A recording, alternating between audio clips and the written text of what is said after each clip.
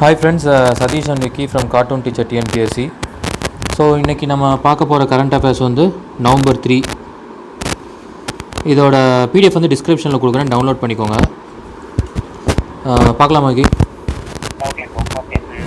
விக்கி, இது நேற்று ஆனிவர்சரி பார்த்துருந்தோம் இல்லையா, இவர் சர்தார் வல்லபாய் பட்டேலுக்கு. அதில் வந்து நான் அந்த ஸ்டோரி சொல்லும் பொழுது உனக்கு வந்து ஒரு சர்தார்ன்ற டைட்டில் வந்து கேதா சத்தியாகிரகான்னு சொல்லியிருப்பேன். அது வந்து கேதா இல்லை, ஒரு சப்ஸ்கிரைபர் வந்து அதில் போட்டிருந்தாங்க, எனக்கும் அப்புறம் தான் ஸ்ட்ரைக் ஆச்சு. அது வந்து பட்டோலி. சரி, அந்த அவங்க கமெண்ட் பண்ணியிருந்தாங்க. ஸோ அதுக்கப்புறம் தான் எனக்கும் ஸ்ட்ரைக் ஆச்சு, அது பட்டோலி சத்தியாகிரகா தான் அது. ஸோ அதுக்கப்புறம் தான் வந்து அவருக்கு அந்த டைட்டில் வந்திருக்கும். சரியா? ஸோ அது மட்டும் நோட் பண்ணிக்கோ. நான் அந்த நோட்ஸில் எழுதலை, சும்மா ஸ்டோரியாக தான் உனக்கு சொல்லியிருப்பேன். பட் அதை நோட் பண்ணிக்க. சரி, நம்ம மாடர்ன் இந்தியா படிக்கும்போது நம்ம டீட்டெயிலாக படிச்சுக்கலாம். அந்த பட்டோலி என்ன சத்தியாகிரகாங்கிறது நம்ம மற்றதெல்லாம் டீட்டெயிலாக அப்புறம் பார்த்துக்கலாம். சரி, ஓகே. இப்போ ஃபஸ்ட்டு என்ன அப்பாயின்மெண்ட் பார்த்துடலாம். அப்பாயின்மெண்ட் வந்து இவங்க பேர் என்னென்னா பிரியங்கா ராதாகிருஷ்ணன். என்னவா அப்பாயின்ட் பண்ணியிருக்காங்க அப்படின்னா மினிஸ்டர் ஆஃப் எத்னிக் கம்யூனிட்டிஸு, எங்கள் நியூசிலாண்டில். சரியா? இப்போ தானே நம்ம ஏற்கனவே பார்த்தோம் இல்லையா, அவங்க லேபர் பார்ட்டியை சேர்ந்தவங்க ஜசிண்டா அவங்க வந்து ஜெயிச்சிருந்தாங்க. ஸோ செகண்ட் டேர்ம் வந்து அவங்க பிரைம் மினிஸ்டராக இருக்காங்க. ஸோ இவங்க வந்து இந்தியன் ஆரிஜின். சரியா? அதுலேயும் சென்னையில் பிறந்தவங்க, but native Kerala, but born in Chennai. சரியா? First Indian. So Priyanka Radhakrishnan கொஞ்சம் இம்பார்ட்டன்ட் தான் இது.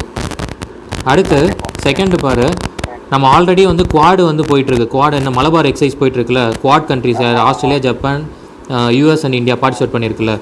ஸோ அதனால் கொஞ்சம் ஆஸ்திரேலியா ஹை கமிஷனரை வந்து ரீசெண்டாக இவங்க கொஞ்சம் முன்னாடி தான் அப்பாயிண்ட் ஆனாங்க. ரீசெண்ட் மீன்ஸ் அந்த கொரோனா டைமில் தான். ஒரு கொரோனா ஸ்டார்ட் ஆகிறதுக்கு ஒரு 1 month பேக்குன்னு நினைக்கிறேன். பட் இவர் வந்ததுக்கப்புறம் நிறையா க்ரூஷியல், இவருக்கு நிறையா சேலஞ்சஸ் இருந்திருக்கு. புரியுது? இது மலபார் எக்ஸைஸில் நம்ம ஜாயின் பண்ணதுலேருந்து, ஆஸ்திரேலியா வந்து பெர்மிட் பண்ணதுலேருந்து. ஸோ இவருடைய ரோல் கொஞ்சம் அதிகம். சரியா? ஸோ அதனால் ஜஸ்ட் எழுதியிருக்கேன், பேரியோ ஃபேர்வெல். ஸோ இதுதான் அவரோட நேமு. அந்தளவுக்கு இம்பார்ட்டண்ட் இல்லை, ஜஸ்ட் ரீட் பண்ணிக்க போதும். தேர்டு பாரு, ஏமி கோனி பேரட். ஸோ இவங்க யார் அப்படின்னா, இவங்க வந்து ஜஸ்டிஸாக அப்பாயின்ட் பண்ணுறதுக்கு, எங்கள் சுப்ரீம் கோர்ட், யூஎஸ்ஏயில் இருக்கக்கூடிய சுப்ரீம் கோர்ட்டில் ஜஸ்டிஸாக அப்பாயின்ட் பண்ணுறதுக்கு யார் நாமினேட் பண்ணியிருக்காங்கன்னா ட்ரம்ப்பு. சரியா? ஸோ இப்போ இது வந்து இவர் நாமினேட் பண்ணது. ஸோ செனட்லலாம் ஓட்டிங்லாம் போயிட்டு இருந்தது. நம்ம இதில் என்ன தெரிஞ்சுக்கணும் அப்படின்னா, அங்கே வந்து யூஎஸ்ஏல அந்த சுப்ரீம் கோர்ட்டில் மொத்தம் 9 ஜஸ்டிஸ் இருப்பாங்க. அதில் வந்து ஒருத்தர் வந்து இறந்துட்டாங்க. யாருன்னா கின்ஸ்பர்க் அப்படிங்கிறவங்க, அவங்க விமன்னு, அவங்க வந்து இறந்துட்டாங்க. ஸோ அந்த சீட்டு வேக்கண்ட் ஆனதுனால இவங்க வந்து ஏமி கோனிக்கு வந்து கிடச்சிருக்கு. சரியா? அந்த கின்ஸ்பர்க்னு இருக்காங்க இல்லையா, அவங்க தான் வந்து அந்த சுப்ரீம் கோர்ட்டில் அவங்க செகண்ட் விமன். இப்போ ஏமி கோனி வந்து இவங்க தேர்டு. சரியா? புரியுதா? அடுத்து பாரு, அனிவர்சரி. குரு தேஜ் பகதூர், இது வந்து 9th சீக் குரு.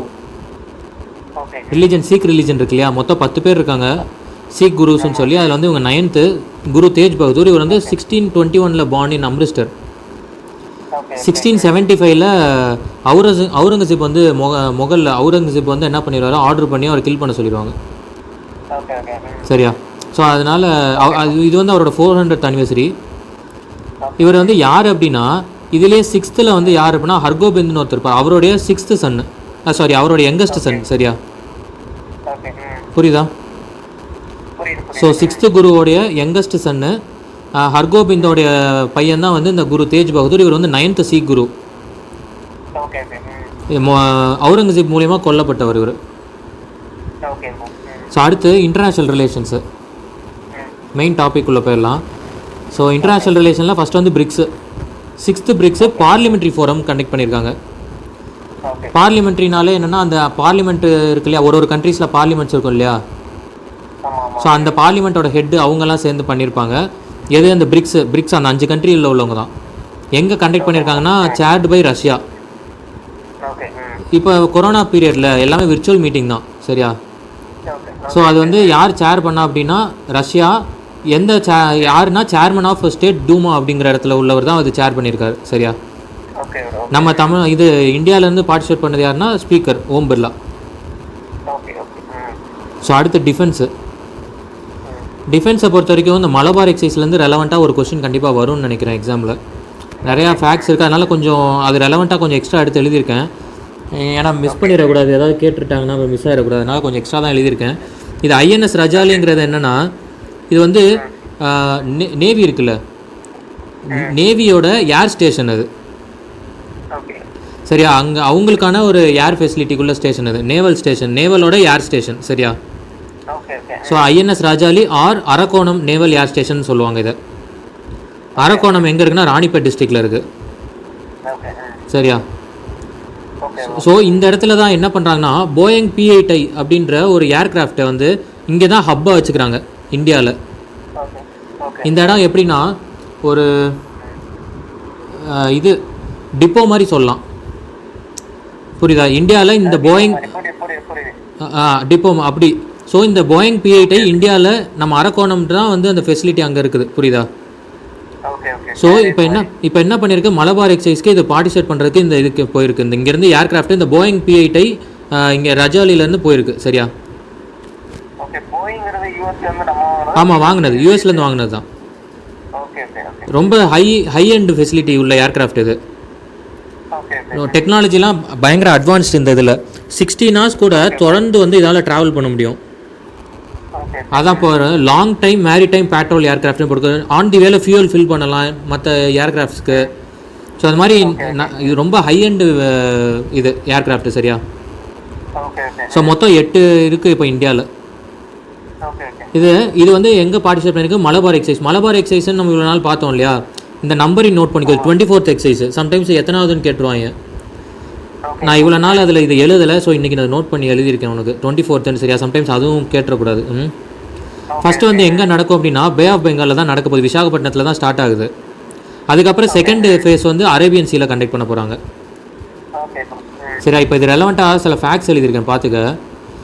ஃபஸ்ட்டு வந்து இந்த போயிங் ஃப்ளைட் இருக்குல்ல அந்த ஏர்க்ராஃப்ட், இது வந்து எப்போ ப்ரொக்யூர் பண்ணாங்கன்னா 2014.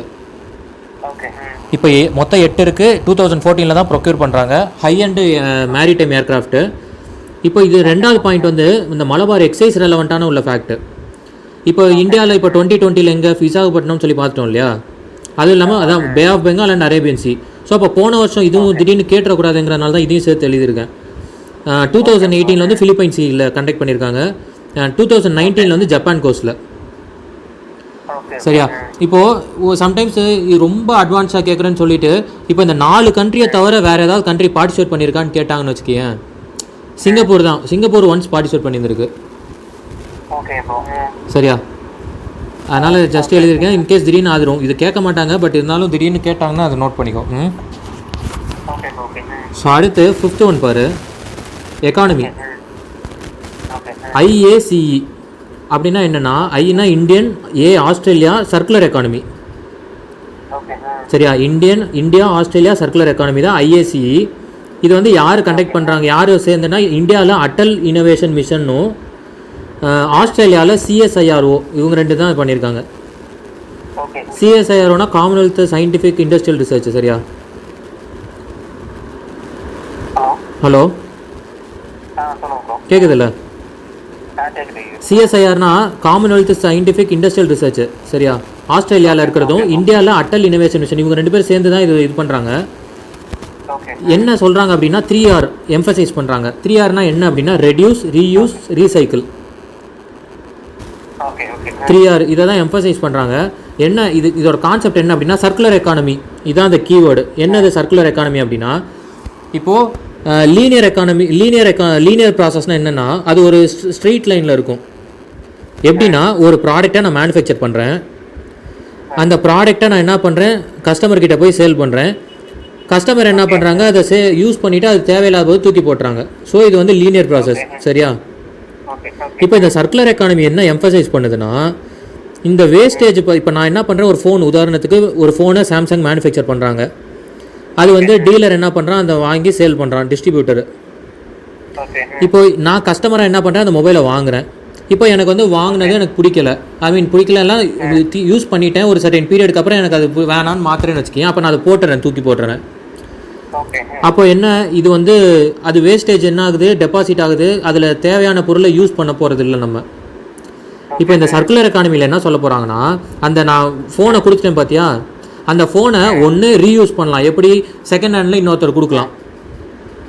இல்லை அதுவும் அதோட லைஃப் டைமே முடிஞ்சு போச்சு அப்படின்னு வந்துட்டா அதை திரும்பி என்ன பண்ணணும், அந்த பார்ட்ஸை வந்து செப்பரேட் பண்ணி என்னென்னலாம் திரும்பி வேறு மேனுஃபேக்சர் பண்ண முடியும், அப்படின்னு சொல்லி அந்த பார்ட்ஸை ஃபுல்லாக திரும்பி வேறு ப்ராடக்ட் மேனுஃபேக்சர் பண்ணுறதுக்கு அதை ரீயூஸ் பண்ணணும். சரியா? இப்போ என்ன ஆகுது, எல்லா பார்ட்ஸும் திரும்பி வேறு வேறு ப்ராடக்ட் மேனுஃபேக்சர் பண்ணுறதுக்கு அதை எடுத்துடுறாங்க. ஸோ இப்போ சர்க்கிளாக மாறுதா? புரியுதா? அதுதான் சர்க்குலர் எக்கானமிங்கிறாங்க. என்னன்னா வேஸ்டேஜை இது கண்டெயின் பண்ணுறாங்க, ரிசோர்ஸஸை ஆப்டிமமாக யூஸ் பண்ணுறாங்க. இதுதான் இதோட கான்செப்ட். இதுக்கு இன்னோவேஷனாக என்னென்ன பண்ணலாம் அப்படின்னு சொல்லி டிஸ்கஸ் பண்ணுறது தான் இந்த இது ஐஏசிங்கிறது. இதுதான் இதில் யாருன்னா வந்து ஸ்டார்ட் அப்ஸ் பார்ட்டிசிபேட் பண்ணுவாங்க, யூத்ஸ் பார்ட்டிசிபேட் பண்ணுவாங்க, கவர்மெண்ட்டு எல்லாம் சேர்ந்து இந்த மாதிரி ஐடியாஸ் கொடுக்கலாம். ஸோ உருவாகிற ஒரு ப்ராடக்டை அதை திரும்பி ரீயூஸ் பண்ணி ஆகணும், யூஸ் பண்ணதுக்கப்புறம். இதுதான் இதோட கான்செப்ட். புரியுது? அப்போ வந்து என்விரான்மெண்ட்டுக்கும் பாதிப்பு உள்ளாக கம்மியாகும். அதே போல் அந்த ப்ராடக்டோட ரிசோர்ஸ் வந்து புதுசாக நீ எடுக்க தேவையில்லை, எக்ஸ்ட்ராக்ட் பண்ண வேண்டியது இல்லைல்ல. ஸோ அதுதான் இதோட கான்செப்ட். புரியுதா? அடுத்து செகண்ட் பாரு, பிஎஃப்எம்எஸ். இந்த பிஎஃப்எம்எஸ் எங்கே வந்து கொண்டு வந்திருக்காங்கன்னா ஜம்மு அண்ட் காஷ்மீர். அப்போ இதுதான் ஃபஸ்ட் டைமா அப்படின்னா கிடையாது, டிஸ்ட்ரிக்ட் லெவலில் கொண்டு வந்திருக்கிறது இதுதான் first time. So Jammu and காஷ்மீரில் கொண்டு வந்திருக்காங்க. சரியா?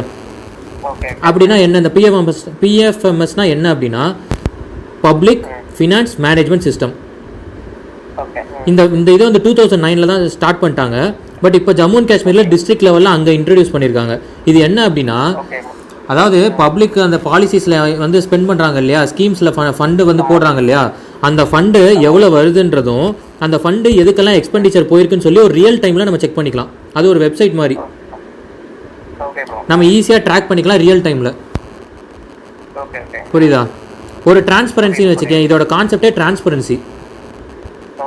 ஸோ இதான் பிஎஃப்எம்எஸ்னா public finance management system, district லெவலில். சரியா? இது ஃபஸ்ட்டு கிடையாது, 2009 கொண்டு வந்துட்டாங்க. பட் டிஸ்ட்ரிக்ட் லெவலில் ஜம்மு அண்ட் காஷ்மீர் தான் ஃபஸ்ட்டு. ஸோ அடுத்து பாரு, என்விரான்மெண்ட்டில் ஜப்பான் வந்து என்ன பண்ணுது, டிக்ளேர் பண்ணியிருக்காங்க 2050 0 கார்பன் எமிஷனாக ஜப்பான் உருவாகும் அப்படின்னு சொல்லி. அங்கே உள்ள பிரைம் மினிஸ்டர் யாருன்னா யோஷிஹிடோ சுகா. முன்னாடி சின்ஷோபே இருந்தார், அவர் மாறிட்டார். இப்போ இதுதான் prime minister, new prime minister. நம்ம அக்டோபர்லேருந்து பார்த்தனால இதை எழுதியிருக்க மாட்டோம், அதனால நான் இருந்தாலும் எழுதியிருக்கேன் இதில். சரியா? யோஷிஹிடோ சுகா இவர் தான் வந்து இப்போ உள்ள ஜப்பானோட பிரைம் மினிஸ்டர். அதே போல் எந்த இன்டர்நேஷ்னல் ஆர்கனைசேஷன் வந்து 2050 இதை வந்து 0 கார்பன் எமிஷன் வரணும்னு சொல்லி டிக்ளேர் பண்ணாங்கன்னா அது யூரோப்பியன் யூனியன். ரீசெண்டாக யூரோப்பியன் யூனியன் தான் வந்து என்ன பண்ணுறாங்க, 2050 0 கார்பன் எமிஷனாக நம்ம உருவாகணும் அப்படின்னு சொல்லி அவங்க சொல்லியிருப்பாங்க. ஜப்பான் வந்து அஃபிஷியலாகவே அவங்க அனௌன்ஸ் பண்ணியிருப்பாங்க, இந்த 2050 நாங்கள் வந்துடுவோம் அப்படின்ட்டு. சரியா? இன்கேஸ் எந்த ஆர்கனைசேஷன் சொன்னாங்கன்னு சொன்னால் யூரோப்பியன் யூனியன், எந்த கண்ட்ரின்னா ஜப்பான். ஸோ அடுத்து பாரு, 7th கமிட்டி, ரங்கராஜன் கமிட்டி. இது வந்து ரீசெண்டாக அப்பாயின்ட் பண்ண கமிட்டி தான். அதாவது கொரோனா பாதிப்புள்ளாகிடுச்சு இல்லையா,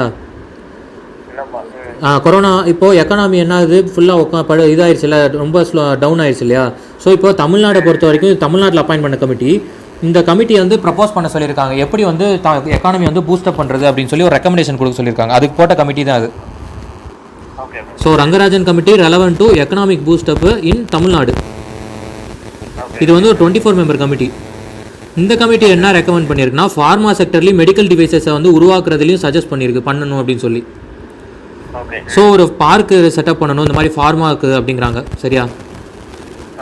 ஸோ இந்த ஃபேக்ட் பாரு, இது யார் இந்த ரங்கராஜன் அப்படின்னா, இவர் ஃபார்மர் ஆர்பிஐ கவர்னர், 19th கவர்னராக இருந்தவர் 1992 97 வரைக்கும். புரியுதா? ஸோ அடுத்த செகண்ட், இது வந்து ஒரு நியூஸில் வந்து என்ன இருக்குன்னா, மதுரை ஹைகோர்ட் வந்து கொஸ்டின் பண்ணியிருக்காங்க. அது மாதிரி ஒரு கரப்ஷனில் ஈடுபட்டிருந்தாங்க ஒரு எம்ப்ளாயீஸு, கவர்மெண்ட் ஸ்டாஃப்ஸு. ஸோ அவங்க இந்த மாதிரி கரப்ஷனில் ஈடுபடுறவங்களுக்கு தூக்கு தண்டனை தான் கொடுக்கணும் போல் அப்படிங்கிற லெவலுக்கு சொல்லியிருப்பாங்க அவங்க. ஸோ அப்போ வந்து பேசும்பொழுது என்ன சொன்னாங்க, ஏன் வந்து இந்த ஏகே ராஜன் கமிட்டியோட இம்ப்ளிமெண்டேஷன் லெவல் என்ன இருக்குன்னு சொல்லி கேட்டிருந்தாங்க. ஸோ அதனால் இந்த ஏகே ராஜன் கமிட்டி பற்றி என்னன்னு சொல்லி பார்த்தேன், அதனால் எழுதியிருக்கேன். இது 2007 அப்பாயின்ட் பண்ண கமிட்டி. இந்த கமிட்டி எதுக்குன்னா, to suggest for transparent and corruption free government. இந்த கமிட்டி ஒரு ரிப்போர்ட் கொடுத்துருக்கு, கரப்ஷன் இல்லாத ஒரு அரசாங்கத்தை உருவாக்குற மாதிரி. டிரான்ஸ்பரன்சி அதிகப்படுத்திட்டாலே கரப்ஷன், நம்மளை ஒருத்தர் பார்க்குறாருன்னு நினச்சிட்டோம்னா இல்லை தப்பு செய்ய மாட்டோம். கரெக்டாக? ஸோ டிரான்ஸ்பரன்சி எவ்வளோக்கெவ்வளோ இன்க்ரீஸ் பண்ணுறோமோ அவ்வளோக்கெவ்வளோ வந்து இது இருக்கும். சரி, அதுக்காகப்பட்ட கமிட்டி தான் அது, ஏகே ராஜன் கமிட்டி. கொஞ்சம் பழைய கமிட்டி தான் இது, பட் இருந்தாலும் கொஞ்சம் தமிழ்நாட்டில் அப்பாயின்ட் பண்ண கமிட்டி, அதனால் கொஞ்சம் தெரிஞ்சுக்கோ. இன்கேஸ் கேட்டாலும் கேட்கலாம். ஸோ இந்த ஏகே ராஜன் யார் அப்படின்னா ரிட்டையர்ட் ஹைகோர்ட் ஜட்ஜ் அவர். ஸோ இந்த ரிப்போர்ட்டை யார்கிட்ட சப்மிட் பண்ணுறாருன்னா கருணாநிதிகிட்ட கொடுக்குறாங்க, சிஎம் அப்போ இருந்தவர்கிட்ட. சரியா? ஸோ அடுத்து 9th நேற்று பார்த்தோம் இல்லையா நம்ம என்னன்னா கில்ஜித் பல்திஸ்தான் சொல்லி பார்த்தோம்ல, பாகிஸ்தான் காஷ்மீர். ஸோ இப்போ அது என்ன இருக்குன்னா அதை பற்றியும் நியூஸ் வந்துச்சு. சரி இருந்தாலும் கொஞ்சம் டீட்டெயிலாக எழுதிடலாமேன்னு எழுதியிருக்கேன். இதுக்கு மேலே இதில் கொஸ்டின் வராது. ஸோ இது மட்டும் பார்த்துரு ஒரு டைம். சரியா? என்னென்னா ஸோ இப்போது இந்தியாவில் அந்த டாப் இருக்குதுன்னு வச்சுக்கேன். டாப்பில் வந்து லெஃப்ட் சைடில் வந்து பார்த்தோன்னா பாகிஸ்தான்கிட்ட இருக்குது, ரைட் சைடு சைனாட்ட இருக்குது. அது அக்ஸை சின்னு சொல்லுவாங்க. சரியா? இப்போது இந்த ஆக்குபைடு பை பாகிஸ்தான் 1947 வந்து இது பண்ணிடுறாங்க. ஸோ அதுக்கப்புறம் தான் ஹரிசிங் வந்து ராஜா ஹரிசிங் வந்து சைன் பண்ணி இங்கே நம்ம இந்தியாவில் கேட்டிருப்பாரு ப்ரொடெக்ஷன் கொடுக்க சொல்லி. அப்புறம் இங்கே நம்ம போய் பண்ணி சேவ் பண்ணியிருப்போம். அப்போ யுனைடெட் நேஷனை வந்து அப்ரோச் பண்ணிடுவாங்க நேரு. ஸோ அதுதான் ஒரு பெரிய மிஸ்டேக் ஆக்சுவலி அது நம்ம பண்ணது. பட் அதை விட இப்போ என்ன பண்ணுறாங்க, இந்த கில்ஜித் பல்திஸ்தானில் வந்து பாகிஸ்தான் வந்து எலெக்ஷன் கண்டக்ட் பண்ண போது நேற்று நம்ம பார்த்தோம் இல்லையா. ஸோ இன்கேஸ் அதுக்கு வந்து ஒரு ப்ராவின்ஷியல் ஸ்டேட்டஸ் கொடுத்துட்டாங்க அப்படின்னா அது 5th ப்ராவின்ஸாக இருக்கும் பாகிஸ்தானுக்கு. சரியா? ஸோ இப்போ இன்னொரு ஃபேக்ட்ஸ் பாரு. இங்கே வந்து ஆக்சுவலி அந்த ஏரியா பார்த்தோன்னா 2ஆக பிரிஞ்சிருக்கும். சரியா? ஸோ மேலே இருக்குது பார்த்தியா டாப்பு. ஸோ அந்த இடம் வந்து பார்த்தோன்னா அது பேர் தான் பல்திஸ்தான். அப்படியே கீழே ஒரு சைடு அப்படியே சைடில் லெஃப்டில் அப்படியே வரும். அந்த இடம் தான் என்னென்னா ஆசாத் காஷ்மீர்னு சொல்லுவாங்க. சரியா? மேலே ரைட் சைடில் பார்த்தோன்னா அங்கே வந்து அக்ஸை சின் இருக்கும். சரியா? இப்போது மேலே வந்து பல்திஸ்தான் இருக்கு இல்லையா, அந்த பல்திஸ்தானுக்கும் மேலே பார்த்தோன்னா ஒரு சின்ன ஒரு இடம் இருக்கும். அந்த இடம் தான் பேர் என்னென்னா டிரான்ஸ் கரக்கோரம் ட்ராக்ட்னு சொல்லுவாங்க. அது வந்து சைனாக்கு 1963 கொடுத்துட்றாங்க. சரியா? அது பேர் தான் டிரான்ஸ் கரக்கோரம். இப்போது அந்த ஆசாத் காஷ்மீர் அதை நம்ம பார்த்துட்டோம்ல. இப்போ பாகிஸ்தான் கிட்டே 2 இருக்குது, ஒன்று பல்திஸ்தான், இன்னொன்று ஆசாத் காஷ்மீர். ஸோ பல்திஸ்தானுக்கு தான் இப்போ அவங்க ப்ராவின்ஷியல் ஸ்டேட்டஸ் கொடுக்கணும்னு சொல்கிறாங்க. பட் ஆசாத் காஷ்மீர் இருக்கு இல்லையா, அது வந்து ஃபஸ்ட்லேருந்தே பார்த்தேன்னா அது வந்து ஒரு தனிப்பட்ட ஒரு தனி கண்ட்ரி மாதிரியே ரன் ஆகும். அந்த கண்ட்ரிலேயே பிரசிடென்ட்டுன்னு இருக்காங்க, பிரைம் மினிஸ்டர்ஸ் இருக்காங்க, தனி அதில் லெஜிஸ்லேட்டிவ் மெம்பர்ஸ் இருக்காங்க. அது இடம் சிறுசு தான். பட் ஆனால் அங்கே தனி கவர்மெண்ட் மாதிரியே இருக்கும், ஒரு ஃபார்மாலிட்டிக்கு தான். பட் ஆனால் அது வந்து எதோட கண்ட்ரோல் இருக்குன்னா பாகிஸ்தான் கண்ட்ரோலில் தான் இருக்குது. புரியுதா? ஸோ இதான் இப்போ ரைட் சைடில் மேலே பார்த்தீங்கன்னா அக்ஸை சின் வந்து சைனா கிளைம் பண்ணி எடுத்துருச்சு. இந்த பக்கம் பல்திஸ்தான் வந்து பாகிஸ்தான் கிட்டே இருக்குது, ஆசாத் காஷ்மீரும் பாகிஸ்தான்கிட்ட இருக்குது. ஆனால் அந்த பல்திஸ்தானுக்கு மேலே ஒரு சின்ன பகுதி இருக்கும். அந்த பகுதியை தான் வந்து 1963 யாரு கொடுத்துறாங்க, இவங்க சைனா கொடுத்துறாங்க. அந்த இடம் பேர் தான் டிரான்ஸ் கரக்கோரம் ட்ராக்ட்னு சொல்கிறாங்க. சரியா? ஸோ அடுத்து செகண்ட் வந்து இடபிள்யூஎஸ். நம்ம ஆல்ரெடி படித்தோம் இல்லையா, நம்ம 7.5 ரிசர்வேஷன் பார்க்கும்போது இந்த 10% ரிசர்வேஷன் ஜென்ரல் கோட்டாவில் படித்தோம்ல. ஸோ அது வந்து சென்ட்ரல் கவர்மெண்ட் கொண்டு வந்தது. அது வந்து இப்போ கேரளா வந்து அவங்க ஸ்டேட் பப்ளிக் சர்வீஸ் கமிஷனில் அதை இன்ட்ரோடியூஸ் பண்ண போகிறாங்க. சரியா? ஸோ அது ரெலவெண்ட்டாக ஃபேக்ட் முக்கியம். அது இதுதான் கேட்பாங்க ஆக்சுவலி. அது எத்தனாவது அமெண்ட்மெண்ட்னா 103rd கான்ஸ்டியூஷனல் அமெண்ட்மெண்ட் ஆக்ட். அது யார் கொண்டு வந்தா அப்படின்னா ministry of social justice and empowerment. யார்? தவர் சந்த் கெலட். இது வந்து 124th பில்லு. சரியா? எல்லா பில்லுமே ஆக்டாக மாறாது. அந்த பில்லு பாஸ் ஆகி ராஜ்யசபாவில் பாஸ் ஆகி அப்புறம் பிரசிடென்ட் கிட்ட வந்து அசன்ட் ஆனால் தான் அது ஆக்டாக மாறும். ஸோ அதனால் 124th bill, but 103rd amendment act. சரியா? எப்போ கேம் இன்டு ஃபோர்ஸ் ஆகுதுன்னா 2019 ஜனவரியிலே அது நடைமுறைக்கு வந்துடுது. ஸோ சென்ட்ரல் கவர்மெண்ட்டு இன்ஸ்டியூஷன்ஸ்லாம் கொண்டு வந்துடுவாங்க. பட் ஸ்டேட்டுக்கு வந்து அது கம்பல்சரி கிடையாது. அது இவங்க வந்து நம்ம இது வந்து இப்போ என்ன பண்ணிக்கலாம், கேரளா வந்து அதை எடுத்துக்கிட்டாங்க. சரி கொண்டு வரலாம்னு சொல்லி அவங்க ஸ்டேட் பப்ளிக் சர்வீஸ் கமிஷனில் அதை கொண்டு வராங்க. சரியா? ஸோ அடுத்து தேர்டு பாரு. இது வந்து சின்ன இஷ்யூஸ் தான் இது. சரியா? அந்த நியூஸ் வந்து நமக்கு முக்கியம் இல்லை. பட் இந்த பாக்ஸோ ரெலவெண்ட்டாக சில பேர் அரெஸ்ட் ஆகிருக்காங்க. அதனால் நமக்கு இந்த ஆக்ட் தெரிஞ்சுக்கணும். அதனால் எழுதியிருக்கேன். பாக்ஸோ ஆக்ட்னா 2012 கொண்டு வந்தாங்க. அது என்ன? Protection of children from sexual offence. சரியா? இதுதான் பாக்ஸோ ஆக்ட் 2012. அடுத்து இந்த ஆர்பி ஆக்ட் ஒன்று வந்து இதுவும் வந்து நியூஸில் இப்போ 2 நாளாக வந்துட்டுருக்கு. Representation of people's act. இது வந்து எலெக்ஷன் ரெலவெண்ட்டான ஆக்ட் இது. சரியா? ஸோ என்னது அப்படின்னா ரெப்ரசன்டேஷன் ஆஃப் பீப்புள்ஸ் ஆக்டில் செக்ஷன் 77(1)ன்னு ஒரு ப்ரொவிஷன் இருக்குது. அது வந்து எதை பற்றி ரெலவெண்ட்னா ஸ்டார் கேம்பைனர்ஸ்ன்னு ஒரு கேட்டகரி இருக்குது, அவங்களுக்கான ரெலவெண்ட்டான ஒரு இது அது.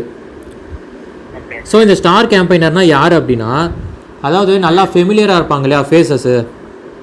ஆமா. இப்போ ஒரு பொலிட்டிக்கல் பார்ட்டி என்ன பண்ணும், உதாரணத்துக்கு ரஜினியை வந்து இப்போ அட்ரஸ் பண்ண வைக்கிறாங்க, இப்போ குஷ்பு இருக்காங்க இல்லையா. ஸோ ஒரு ஃபெமிலியர் பர்சன், மக்களுக்கு தெரிஞ்சக்கூடிய ஒரு பர்சனை வந்து அவங்கள பேச வைக்கும் பொழுது அப்போ மக்கள் வந்து ஈஸியாக ஐடென்டிஃபை பண்ண முடியும் இல்லையா. ஸோ அதுதான் ஸ்டார் கேம்பைனர்ஸ்ன்னு சொல்கிறாங்க.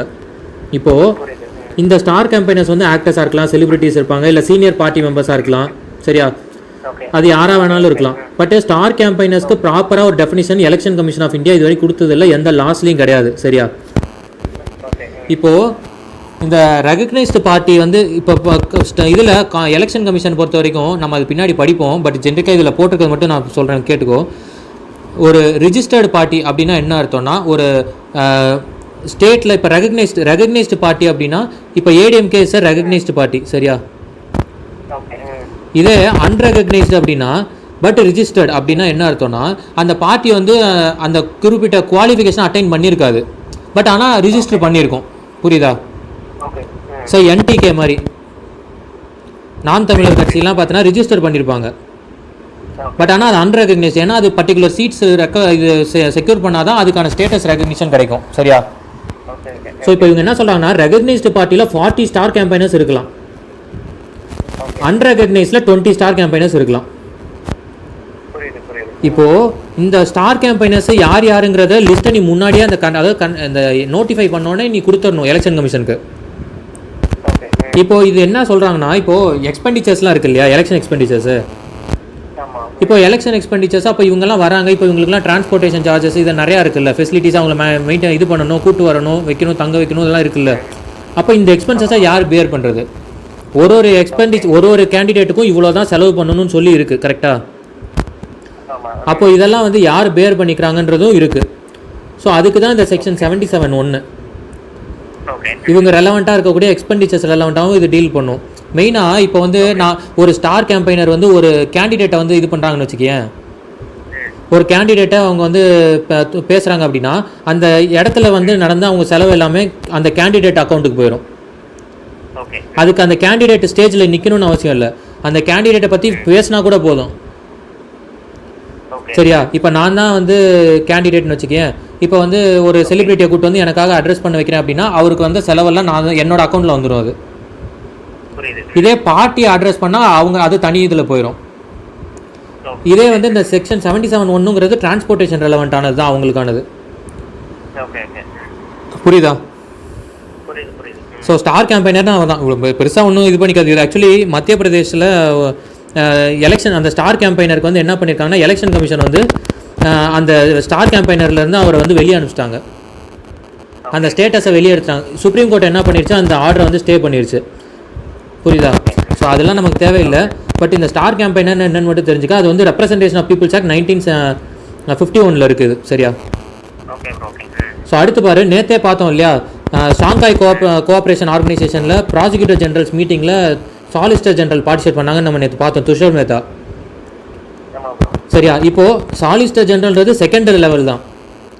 ஸோ அவருக்கு மேலே இருக்கிறது தான் அட்டார்னி ஜெனரல். ஸோ சென்ட்ரல் கவர்மெண்ட்டில் first law officer, highest law officer in India வந்து அட்டார்னி ஜெனரல், அதுக்கு கீழே சாலிசிட்டர் ஜெனரல், அதுக்கு கீழே அடிஷ்னல் சாலிசிட்டர் ஜெனரல், இதுதான் ஸ்ட்ரக்சர், சரியா. இப்போது இந்த இதுக்கு வந்து இப்போ துஷார் மேத்தா வந்து பார்த்துட்டோம். இப்போ என்ன எதுக்காக எழுதுனேன்னா, சரி நேற்று இது பார்த்துட்டனால இந்த அட்டார்னி ஜெனரலும் தெரிஞ்சுக்கணுன்றதுக்காக எழுதுனேன், சரியா. கே வேணுகோபால் அவர் தான் வந்து இப்போ வந்து சாலிசிட்டர் ஜெனரலாக இருக்கார், புரியுதா. ஸோ இப்போது அந்த இவங்க இருக்காங்களே சாலிசிட்டர் ஜெனரல்ஸு, அவருக்கு வந்து இது கிடையாது, கான்ஸ்டியூஷனில் எந்த ப்ரொவிஷனும் கிடையாது, வெறும் ஸ்டாச்சுட்டரி ரெகக்னிஷன் தான். பட் அட்டார்னி ஜெனரல் இருக்காங்க இல்லையா, அவருக்கு பாரு, அவர் 76 ஆர்டிகல் 76ல் கான்ஸ்டியூஷன் ப்ரொவிஷன் இருக்குது அவருக்கு, சரியா. அடுத்து பாரு 5th ஒன்று, இப்போ தமிழ்நாட்டில் எத்தனை சீட் இருக்குது, 234 சீட்ஸ் இருக்குது இல்லையா ஸ்டேட் அசம்பிளியில். இப்போ நம்ம நேற்றே பார்த்தோம், அக்ரிகல்ச்சர் மினிஸ்டர் வந்து இறந்துட்டார், துரைக்கண்ணு அவர் இறந்துட்டார் இல்லையா. ஸோ அதனால் மொத்தம் பார்த்தோன்னா தமிழ்நாட்டில் இப்போ வேகன்சி எவ்வளோ இருக்குன்னா 4 அசம்பிளி சீட்ஸு வேகன்சி இருக்குது, ப்ளஸ் 1 இந்த சீட்டு பார்லிமெண்ட்ரி சீட்டு 1 பெண்டிங் இருக்குது. யாருன்னா வசந்தகுமார் இறந்தார் இல்லையா, வசந்தன் கோ, கன்னியாகுமரி, அந்த சீட்டும் ஸ்டேட் அசம்பிளியில் பார்த்தீங்கன்னா 4 சீட்டு பெண்டிங் இருக்குது, வேகன்சி இருக்குது. எதுனா சேப்பாக்கம் ட்ரிப்ளிகேன் அந்த இது, அப்புறம் திருவொற்றியூர், குடியாத்தம், பாபநாசம். சரி, அந்த பாபநாசங்கிறது திருநெல்வேலியில் இருக்கிறது இல்லை, இது வந்து தஞ்சாவூரில் இருக்குது. சரியா? Okay bro. ஸோ மொத்தம் 4 சீட் இப்போ வேக்கண்ட்டாக இருக்குது தமிழ்நாட்டில். ஓகே. ஸோ இதுக்கு பை எலெக்ஷன் வரணும். சரியா? Okay bro. ஸோ அடுத்து பார் 13 சயின்ஸ் அண்ட் டெக்கு. இதில் சயின்ஸ் அண்ட் டெக்கில் என்னென்னா ஐஐடி மெட்ராஸ் வந்து என்ன பண்ணுறாங்க, ஒரு கேம் க்ரியேட் பண்ணியிருக்காங்க, லெட்ஸ் ப்ளே அண்ட் லேர்ன்ட்டு. இது மெயினாக டார்கெட் ஆடியன்ஸ் யார் அப்படின்னா சில்ட்ரன்ஸ்க்கு தான். ஓகே. இந்த COVID-19 பற்றின அவேர்னஸை க்ரியேட் பண்ண விதமாகவும் அதில் என்னென்ன ப்ரொடெக்டிவ் மெஷர்ஸ் இருக்குங்கிறத ஒரு அவேர்னஸ் அவங்களுக்கு கொடுக்கணுங்கிறதுக்காக க்ரியேட் பண்ண கேம் தான் அது. Okay bro. சரியா? ஸோ அடுத்து 14 ஜியாகிரஃபி. இது ரொம்ப இம்பார்ட்டண்ட்டு. ராம்சர் சைட்ஸு. ராம்சர் சைட்ஸ்னால என்னென்னா வெட்லேண்டெல்லாம் வந்து இருக்கிறதால ராம்சர் சைட்டுன்னு சொல்லுவாங்க. ஓகே. ஸோ இப்போ வெட்லேண்ட்னா என்ன அப்படின்னா, அது லாஸ்ட்டில் எழுதியிருக்கேன் பாரு அந்த பேஜில் கடைசியில், place where land is covered by water, marshes, ponds, edge of lake, ocean, அப்புறம் delta at the mouth of river, low lying area that frequently floods. Okay bro. வெட்லேண்டுனா இதுதான், ஏரியா கவர்டு வித் வாட்டர். சரியா? Okay. So இப்போது இதில் புதுசாக 2 சைட்டை வந்து வெட்லேண்டுன்னு declare பண்ணியிருக்காங்க. எது எதுனா ஓகே. கபர்டல் வெட்லேண்ட் பீகாரும், அடுத்து வந்து அசான் கன்சர்வேஷன் ரிசர்வ் உத்தரகாண்டில் இருக்குது. இது 2 தான் இப்போ புதுசாக சொல்லியிருக்காங்க. சரியா? ஓகே. ஸோ இப்போ மொத்தம் எத்தனை இருக்குன்னா 39 இருக்குது. ஓகே. தமிழ்நாட்டில் point Calimere wild life and bird sanctuary இதுதான் வந்து வெட்லேண்டாக டிக்ளேர் பண்ணியிருக்காங்க. ஓகே. ஸோ இப்போ இந்த ராம்சர் சைட்டுங்கிறது என்னன்னா, it is an international treaty signed to conserve wetlands. Okay. புரியுதா? புரியுது. ஸோ வெட்லேண்டு தானே கன்சர்வ் பண்ண போது. அப்போயே அந்த ராம்சர்னா என்ன, ஏன் புதுசாக இருக்கே அப்படின்னா, அது வந்து ஈரானில் இருக்கக்கூடிய ஒரு சிட்டி பேர். அது ஓகே. 1971 February 2 அந்த சிட்டி ராம்சர் சிட்டியில் தான் வந்து சைன் பண்ணியிருப்பாங்க. அதனால் அது ராம்சர் இதுன்னு ராம்சர் சைட்ஸ்ன்னு சொல்கிறாங்க. சரியா? ஓகே. ஓகே. புரியுதா? புரியுது. புரியுது. ஸோ 1971 அது வந்து இன்ட்ரடியூஸ் சைன் பண்ணால் கூட அது எப்போ நடைமுறைக்கு வருதுன்னா 1975 நடைமுறைக்கு வருது. இந்தியா 1982 சைன் பண்ணுறாங்க. Okay bro. ஸோ இப்போ இது வந்து ராம்சர் சைட்டுக்கான ஃபேக்ட்டு. இப்போது இந்தியாவில் 39 சைட்ஸ் இருக்குன்னு பார்த்துட்டோம் இல்லையா? இப்போ அதோட ஃபேக்ட்டை பார்க்கணும் இல்லையா? ஃபஸ்ட்டு கொண்டு வந்து எந்தெந்த சைட்டை டிக்ளேர் பண்ணாங்க அப்படின்னா, சிலிகா லேக் ஒரிசாலையும் கியோலடோ நேஷனல் பார்க் ராஜஸ்தானை தான் ஃபஸ்ட்டு டைம் வந்து இது வெட்லேண்டாக டிக்ளேர் பண்ணுறாங்க. Okay bro. இருக்கிறதுல அந்த 39ல் லார்ஜஸ்ட் எதுனா அந்த சிலிகா லேக் தான். இதே ஸ்மாலஸ்ட்னா ரேணுகா ஹிமாச்சல் பிரதேஷில் இருக்குது. ஓகே. சரியா? இப்போது இந்த 39ன்னு பார்த்துட்டோம் இல்லையா? இந்தியாவில் எந்த ஸ்டேட்டில் ஹையஸ்ட் இருக்குன்னா யூபி, டோட்டல் 7. ஓகே. ஓகே. புரியுதா? புரியுது. ஸோ ராம்சர் சைட்டில் இப்போ புதுசாக ஆட் பண்ணியிருக்காங்க. ராம்சர் சைட்னா என்னன்னு பார்த்துட்டோம். இந்தியாவில் அந்த 39ல் என்னென்ன இதுன்றதையும் பார்த்துட்டோம். ஹையஸ்ட் பார்த்தாச்சு, லார்ஜஸ்ட் பார்த்தாச்சு, ஸ்மாலஸ்ட் பார்த்தாச்சு. சரியா? Okay bro. ஸோ அடுத்து செகண்ட் டாபிக் பாரு, சாண்ட் டியூன் பார்க்கு. இது எங்கே பண்ணுறாங்கன்னா கோவாவில் பண்ணுறாங்க. ஓகே. ஃபஸ்ட்டு வந்து என்னென்னா, கோவா தான் ஃபஸ்ட்டு கண்ட்ரி நம்ம கண்ட்ரியில் இது பண்ணுறது. With help of World Bank support 3 crore அதுக்காக கொடுக்குறாங்க. இது என்னன்னா, இது ஒரு நேச்சுரல் டெபாசிட் தான். இது geological deposit formed by the action of winds. Okay bro. அதாவது விண்டு வந்து பட்டு என்ன விண்டு அப்படியே காற்றுக்கு வந்து அடிச்சு என்ன ஆகும், அந்த மணல் இருக்குல்ல, கடலுக்கு வெளியே மணல் இருக்கு இல்லையா, அதெல்லாம் அப்படியே மேடு மாதிரி ஃபார்ம் ஆயிரும். ஓகே. புரியுதா? ஸோ இப்போது இப்படி மேடு மாதிரி ஃபார்ம் ஆனோடனே என்ன ஆகுது, ஒரு சுனாமி வரும்பொழுது இது வந்து தடுக்குது. இதுதான் ஃபஸ்ட்டு டிஃபெண்டராக ஆக்ட் ஆகுது. ஓகே. இப்போ கோவாவில் வந்து ஃபுல்லாக பீச் தானே, டூரிசம்க்கு அங்கே மோஸ்ட்லி வரதே பீச் அங்கே இருக்குது, இதுக்காக தான் வராங்க. ஸோ அதனால் அதோட இம்பார்ட்டன்ஸை க்ரியேட் பண்ணணும், அதே போல் அந்த சாண்ட் டியூன்ஸை ப்ரிசர்வ் பண்ணணுன்றதுக்காக ஒரு ப்ராஜெக்ட் கொண்டு பண்ணுறாங்க. புரியுதா? ஸோ அது வந்து கோவாவில் கொண்டு வந்திருக்காங்க, வேர்ல்டு பேங்க் சப்போர்ட்டோட பண்ண போகிறாங்க. சரியா? ஓகே. Okay bro. ஏதாவது டவுட் இருக்கா? இல்லை ப்ரோ, இல்லை. ஸோ அடுத்து பாரு, சைல்டு கேர் லீவ் அப்படின்னு சொல்லி கொண்டு வந்திருக்காங்க. யாருக்கு அப்படின்னா சிங்கிள் மேல் பேரண்ட்டுக்கு. சரியா? இப்போது சிங்கிள் பேரண்ட்டாக இருப்பாங்க, அதுலேயும் மேலாக இருக்காங்கன்னு வச்சுக்கேன், அவங்களுக்கும் வந்து சைல்டு கேர் லீவுன்னு சொல்லி ஒன்று கொடுக்குறாங்க. அதாவது கவர்மெண்ட் எம்ப்ளாயிஸு இந்த கேட்டகரியில் லீவ் எடுத்துக்கலாம்.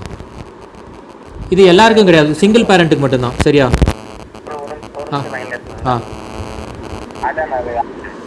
ஸோ இப்போது அந்த சைல்டு கேர் லீவுங்கிறது யாருக்குன்னா சிங்கிள் மேல் பேரண்ட்டுக்கு.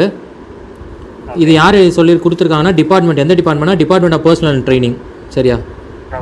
ஸோ சைல்டு கேர்னு ஒரு லீவ் எடுத்துக்கலாம். இப்போது உதாரணத்துக்கு இப்போ மேரேஜ் ஆகிருக்கும், விடோவாக இருப்பாங்க இல்லையா மேல், அதே போல் இப்போது மேரேஜே ஆயிருக்காதானா தத்தெடுத்து இருந்திருக்கலாம். இப்போ அந்த மாதிரி கேசஸில் சரியா, இல்லைன்னா இறந்துருக்கலாம் ஒய்ஃபு. ஸோ ஏதோ அது சிங்கிளாக இருப்பாங்களே பேரண்ட், அவங்களுக்கு தான் அது. Okay bro. ஸோ அடுத்து பாரு 16th, இது தமிழ்நாடும் புதுசாக இப்போ ஒரு கேட்டகரி எழுதியிருக்கேன். என்ன தான் இந்த தமிழ்நாடு ரெலவெண்ட்டாக மற்ற டாப்பிக்கில் எழுதினாலும் பட் நம்ம கொஸ்டின்ஸ் மோஸ்ட்லி இதுலேருந்து வருங்கிறனால சரி இனிமேல் தமிழ்நாடு ரெலவெண்ட்டாக அந்த 16th டாப்பிக்காக போட்டு எழுதிடலாம் அப்படின்னு பார்த்தேன். சரியா? Okay okay okay. So mostly ஏதாவது ரெலவெண்ட் டு தமிழ்நாடாக இருந்தால் அந்த 16 கீழே கொண்டு வந்துடுறேன். சரியா? Okay okay. எந்த கேட்டகரி பாலிட்டி எக்கனாமி எதுவாக இருந்தாலும் இதில் வந்துடலாம், படிச்சிடலாம்.